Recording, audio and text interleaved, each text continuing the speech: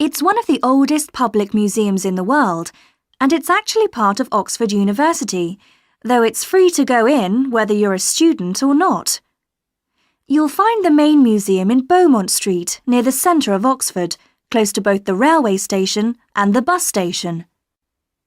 Opening hours for visitors are from 10 o'clock in the morning till 5 in the evening on Tuesdays to Saturdays, 12 to 5 on Sundays, and 10 to 7 on Thursdays in the summer months.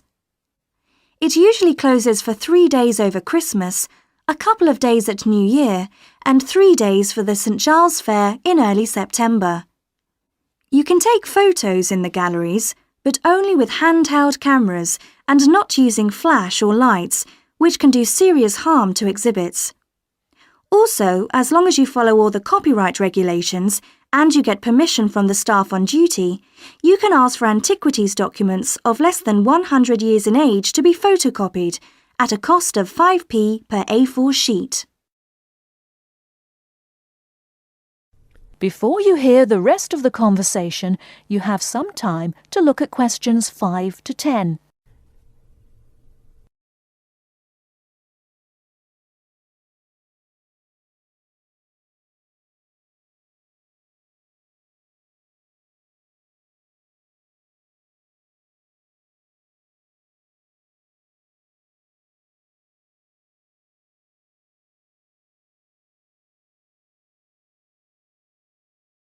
Now listen and answer questions 5 to 10. Perhaps not surprisingly, given its links with the university, the Ashmolean has an education service for schools and the general public. Activities include guided group visits, which for adults last 60 minutes and cost £4 each. This makes the minimum price per group £28, as group sizes vary from 7 to 15 people. Visits by groups of young people take the same amount of time as the adult tours, but cost just £2 for university students. So, with at least 7 to a group, the lowest price is £14, though please note that there's an upper limit of 14 group members rather than the 15 for adults. For schools, there are visits to suit all age groups, and for the most popular ones, such as those to see the Greek and Egyptian collections, it's best to book a term in advance.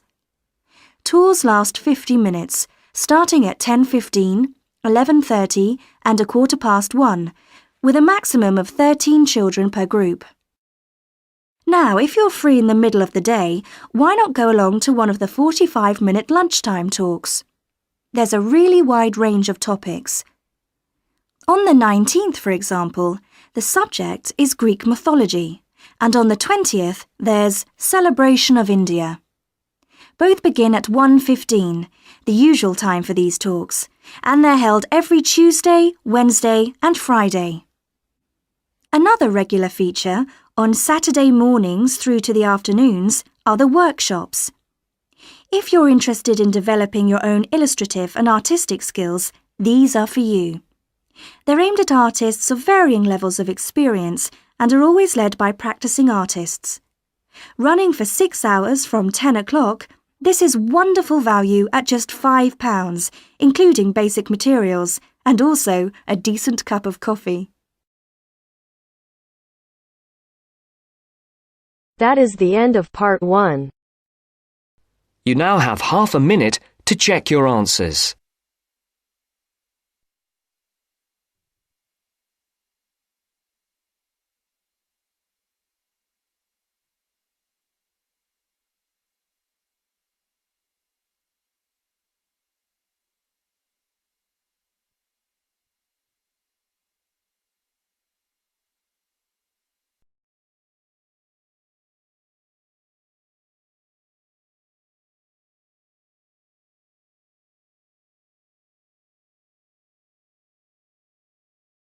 Now turns to part 2. Part 2. You'll hear a dialogue between a foreign student and a student union officer. As you listen, answer the following questions. First, look at questions 11 to 13.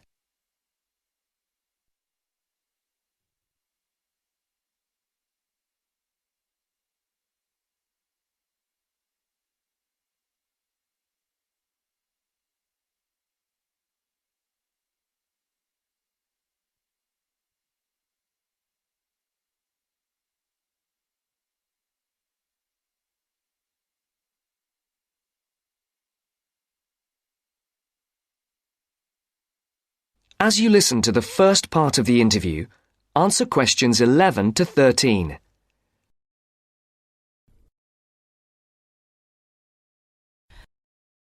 Good morning. Can I help you? Yes, I'd like to know something about the British medical scheme. Yes. What's your question? Can I use British doctors if I fall ill? That will depend on how long your course of study is. If it is 6 months or more, then you are entitled to treatment from the British medical scheme, called the National Health Service, NHS, as if you were a British citizen. With the NHS, consultations with doctors are free, but you will be asked to pay something towards the cost of medicines. In 1987, this is £2.40 for each item of medicine. You are also entitled to free treatment in British hospitals. Always make sure the doctor knows you want treatment from the NHS, as doctors also take private patients, who pay the full cost of all their treatment. How do I make sure I can be treated by the NHS? If you are eligible for treatment, that is, you are registered on a course of 6 months or longer, then the first thing you should do is to register with a doctor. You should register with any doctor close to where you live. Local post offices have lists. Now look at questions 14 to 20.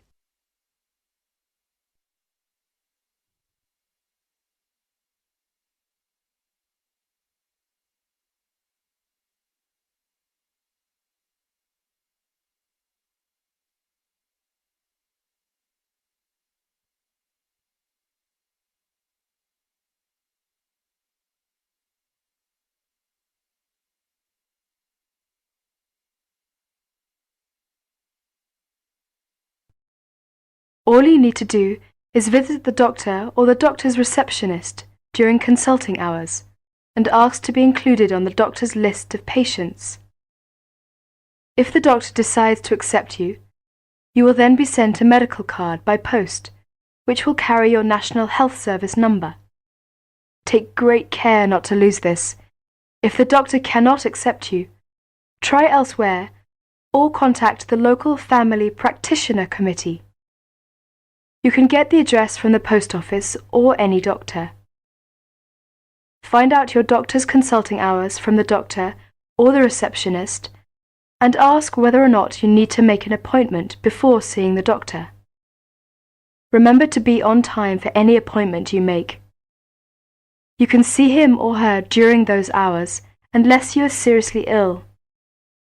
If you are seriously ill, the doctor can be called out to see you.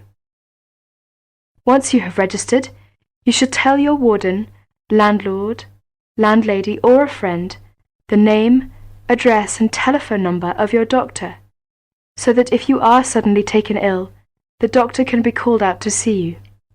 I see. Could you tell me something about British hospitals?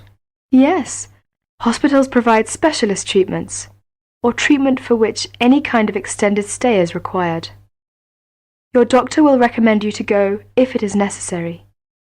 Casualty or emergency treatment following accidents is free for everyone. As not all hospitals provide such services, you should find out which local hospitals do, in case you ever need treatment. How about dental care in Britain? You can find lists of dentists who give National Health Service treatment at local main post offices. You do not register with a dentist, but you should ask whether they are willing to give you NHS treatment, as dentists are free to accept or refuse patients, and to provide private treatment only. If you are accepted, you should give the dentist the NHS number which is on your medical card. There is a charge for all dental treatment. For basic treatment, this could be up to £17. More extensive dental treatment will cost more if you are not registered with a doctor. You will have to pay the full cost of dental treatment as a private patient. You will have to make an appointment to see your dentist and should give notice if you are unable to attend an appointment, or you will be charged for loss of time. You should try to have your teeth checked at least once per year by the dentist. From the NHS, You are entitled to a free 6-monthly checkup. Thank you very much. This helps me a lot.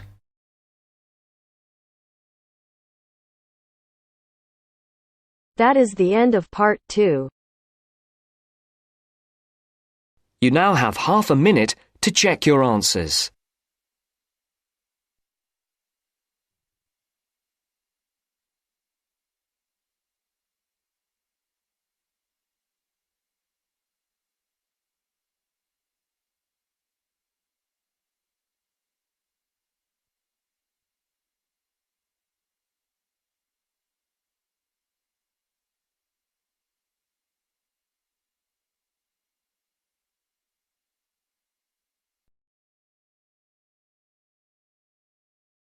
Now turns to part 3. Part 3. You are going to hear a conversation between Sally and Ben. They are new college students. You now have some time to read questions 21 to 25.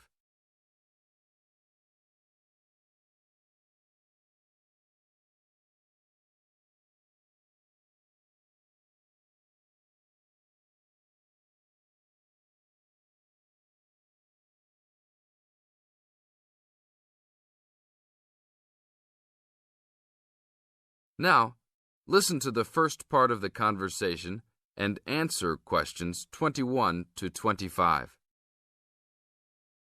Hi, Ben. Sally. How are you?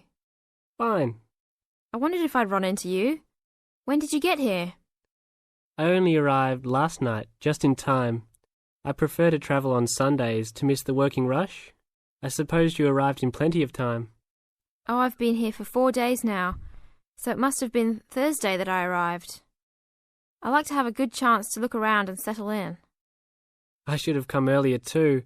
I'm hoping to get a part-time job. Well, you've no time today, I suppose. Do you still plan to be an architect? Yes, it's what I've always wanted to do. And you were planning to do economics, weren't you? Yes, I was, but now I've decided on psychology instead. How many textbooks do you have to get? I've been given this long list, and I'm sure they'll cost a fortune. See? That looks a lot. It's longer than my list. Well, it's 14 all told. So I might use library copies instead of buying some of them. What about you? I'll probably buy the whole lot of mine because I only have 5 on my list, although I'm sure there are many more I'll have to read. Luckily, we don't have to read them all straight away. Have you got your class timetable yet?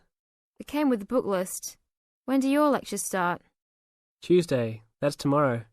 How about yours? Oh, I've got an extra day, the day after yours start. Now you have some time to read questions 26 to 30.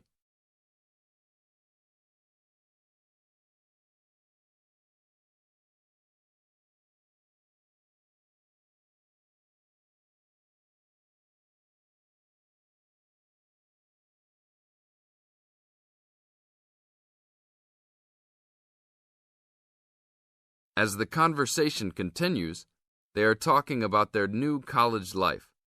Listen carefully and answer questions 26 to 30. It's nothing like school, is it? Not so far, and the lectures will certainly be different. Do you have any special approach for keeping up with lectures and the amount we have to read? Well, I usually try to read every word in a book, in case I miss something important. So I suppose I'll try to write down every word of the lecture if I can. Oh, I couldn't do that. I'd get cramp in my fingers, and I wouldn't really hear what was being said. I usually skim a book when I read, and underline key parts, so I guess I'll try to make notes on the main points of the lecture. Have you thought of using a cassette recorder? You mean to record the lecture? Yep. Then you could make really good notes. Is it allowed? I think so. It must be. Plenty of people seem to do it. It has to be better than trying to write every word as you listen. Anyway, what's your first lecture about? Oh, it's on the Industrial Revolution. The Industrial Revolution? Sounds boring to me. Not really. It made a big difference to everything, including architecture eventually. So what's your first lecture about? It's about what separates humans from other animals. Okay. Look, I was on my way to the library to check out some of these books on my list. I have a tutorial paper to give in a couple of weeks. Oh, what's the topic? Well, I think our lecturer must have trouble thinking up topics. The topic is, why study architecture? I don't know. It could give you a chance to set out what you want to do. I guess so. Have you been given any tutorials to do yet? Yes. Mine is called Needs for Sleep. Sounds almost as interesting as mine. That is the end of part 3. You now have half a minute to check your answers.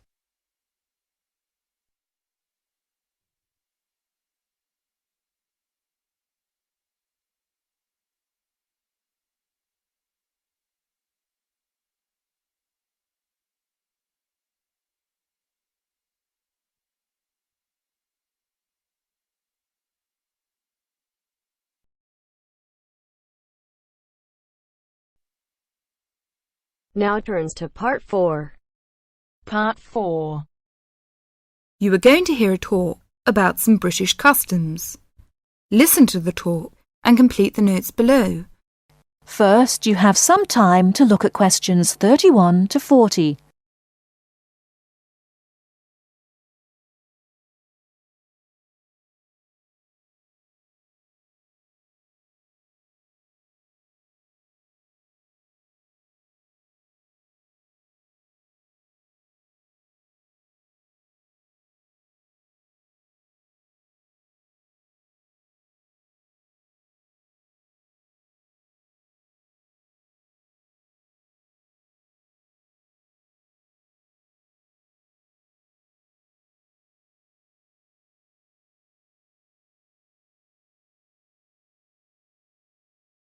Now listen carefully and answer questions 31 to 40.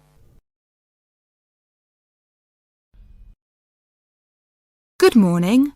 My name is Marsha Smith, a counsellor here at the Student Services section of the university, and this morning I'd like to talk to you about visiting a British home. This may help you to cope well with your study and social life in Britain. There is a commonly quoted saying in Britain, "An Englishman's home is his castle," which sums up the importance we give to our own bit of private territory. If you are living in a British home, or are invited to visit or stay with someone, it is important to act thoughtfully. For example, be punctual for meals and, if you know you have to miss one, let your host know as soon as possible.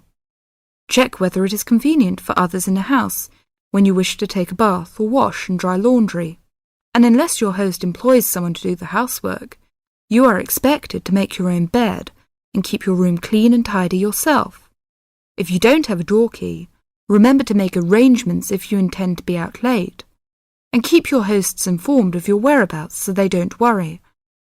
These suggestions apply whether you're a guest or a lodger, and will help the household to run smoothly. If you're staying as a guest of a British family, or even visiting for one meal, it is customary to take a small gift of flowers, chocolates, or something to drink. Don't spend too much, as this could embarrass your hosts. If you're staying for several days as a guest, it is usual to give a small present when you leave. Usually, you will get onto first-name terms with people you meet quite naturally and quickly. If you're unsure, continue to use their family name, surname, and title until they ask you to use their first name. Older people, and those with whom you have a more formal relationship, may prefer to stick to surnames, for example, Dr. Smith or Mrs. Smith. If you're going to eat with British people or to stay with a British family, you may want to know if there are things that they normally do or don't do at the table. Rather than worry too much about rules, you may like to watch other people and copy what they do. It also helps to understand a few customs first. Both at home and in restaurants, people normally wait until everyone has got their food before they start eating. However, they will start before this if someone says, "Please don't wait," or "Don't let it get cold."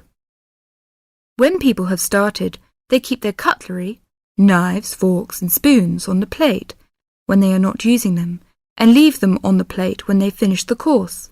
For each course, different cutlery is used. You may also notice that people don't usually spend much time at the table talking, drinking and smoking.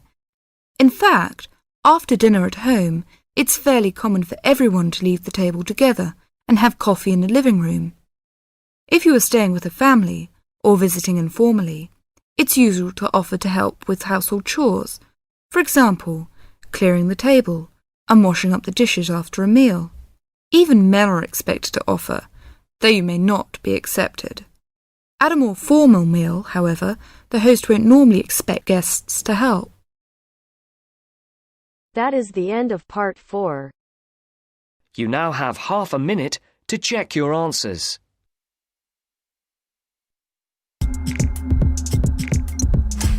The left side,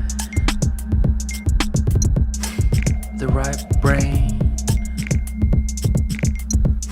drives me